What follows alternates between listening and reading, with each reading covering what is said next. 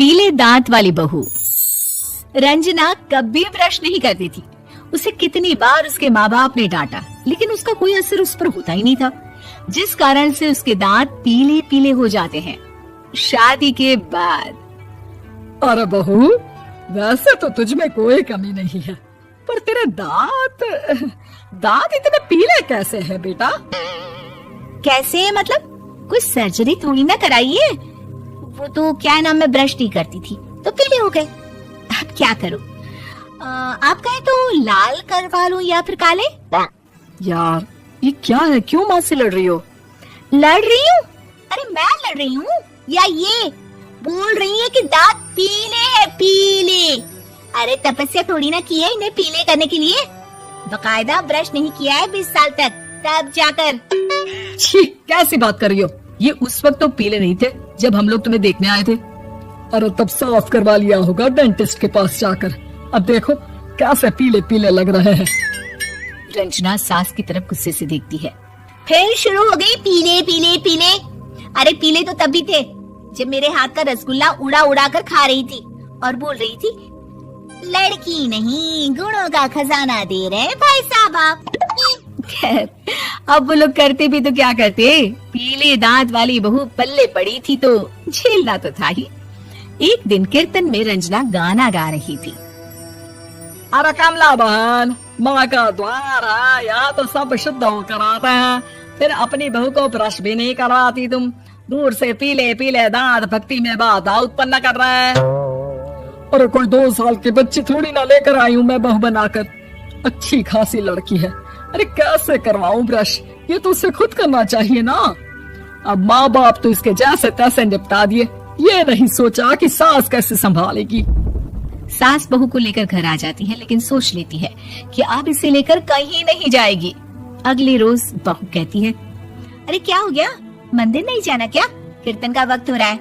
मेरी मधुर वाणी से कान्हा जी जागते हैं और सोते हैं। आप तो जानती है ना उनकी भक्ति में कितना मन लगता है मेरा। वो क्या है ना, तबीयत ठीक नहीं लग रही है मेरी, आराम करूंगी मैं। तबीयत ठीक नहीं लग रही? अभी तो मिथुन के गाने पर नाच रही थी आप, और अब बोल रही है कि तबीयत ठीक नहीं लग रही। अरे भक्ति में मन लगा लो सासू माँ, ऊपर जाना है, क्या मुंह दिखाओगी आप? हाँ? सास को बहू की बात पर गुस्सा आ जाता है। मैं क्या मुंह दिखाऊंगी, इसकी चिंता तो ना कर, समझी? अपने मुंह की चिंता कर, जो ये पीले पीले दांत लेकर हर जगह पहुंच जाती है। पता है लोग कितना मजाक बनाते हैं। ना जी ना, मैं नहीं जाना कहीं तेरे साथ। तो ये बात है, कोई ना, मत जाओ, मैं अपने कमरे में ही बैठकर भक्ति कर लूंगी। ऊपर वाला दांत थोड़ी ना देखता है, मन देखता है, भावना देखता है। और अरे बस बस, तू सब कुछ दिखा, बस ये सफेद चमकदार दांत ना दिखाना किसी को, है? जा यहाँ से। बहू को सास की बात का कोई फर्क नहीं पड़ता, वो तो जैसी थी वैसी ही रह जाती है। सुबह नहाकर किचन में खाना बनाना, फिर खाना खाना, कीर्तन भजन करना और सो जाना। एक दिन, माँ जी मैं सहेली के घर जा रही हूँ, शाम को लेट आऊंगी। हाँ, तो जाना, मैंने कौन सा तेरी आरती करनी है घर पर बैठकर। रंजना सहेली के घर जाती है, जहाँ वो पार्टी में जाने की तैयारी कर रही होती है। अरे शिखा, कहाँ जाने की तैयारी कर रही है? मैं गलत वक्त पर आ गई क्या? अरे नहीं यार, उल्टा सही वक्त पर आ गया।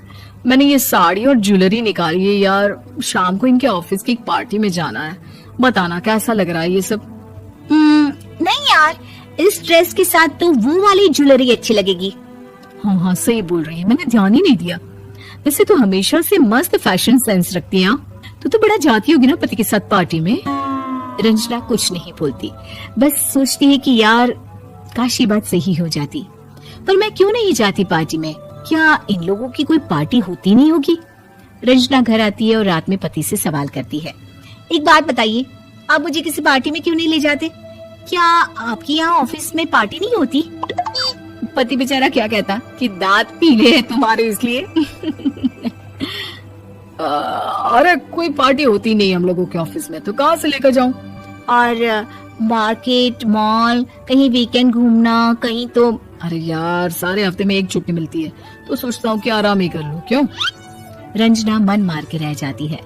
पहले कभी सास के साथ मंदिर जाया करती थी, लेकिन वो भी सास ने ले जाना बंद कर दिया। घर बैठी बैठी रंजना बोर हो जाती है, तभी उसे आइडिया आता है और वो मायके जाने का सोचती है। सासू माँ, 2 दिनों के लिए मम्मी के घर जा रही हूँ। अच्छा अच्छा ठीक है, आराम से जा। और हाँ, माँ से कुछ अच्छी आदत सीख कर आना कि कैसे शरीर के हर भाग की तरह दांतों की सफाई भी जरूरी होती है, समझी? शुरू हो गई ना आप। वो लोग आपकी तरह नहीं है कि छोटी छोटी बात का बतंगड़ बना दे। उन लोगों के लिए मैं मायने रखती हूँ, ना कि मेरे पीले पीले दांत। रंजना माँ को बिना बताए उन लोगों को सरप्राइज देती है, लेकिन जैसे ही वो दरवाजे पर पहुंचती है, अंदर देखती है कि घर वाले कहीं जा रहे होते हैं।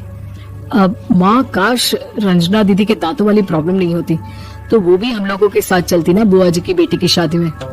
हाँ बेटा, लेकिन अब उसे कौन समझाए कि उसको उसके पीले दांत नहीं दिखते, लेकिन उसके आसपास के लोगों को कितना एम्बैरेसिंग फील कराते हैं। मुझे तो कितनी बार उसके स्कूल की टीचर ने शिकायत की कि उसके साथ कोई लड़की बैठना भी नहीं चाहती, और ना ही कॉलेज में कोई उससे बात करना चाहता था। लेकिन पता नहीं क्यों उसे ये बात समझ में ही नहीं आती।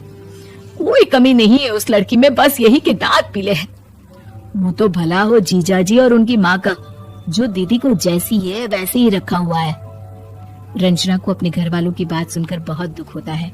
वो सोचती है कि वो क्या करे, लेकिन फिर वो सीधा डेंटिस्ट के पास जाती है, अपने दांत चमकाती है और कसम खाती है कि वो रोज ब्रश करेगी। अरे क्या हो गया, तुम तो 2 दिनों के लिए गई थी ना। पर कोई ना, अच्छा है, चलो आ गई तो। रंजना सास के सामने आकर खड़ी हो जाती है और पूरी स्माइल करती है, उसके चमकदार दांतों को दिखाती हुई। हैं? चले मंदिर। माँ, मुझे माफ कर दीजिए, मैंने आप लोगों को बहुत एम्बैरेसिंग फील करवाया।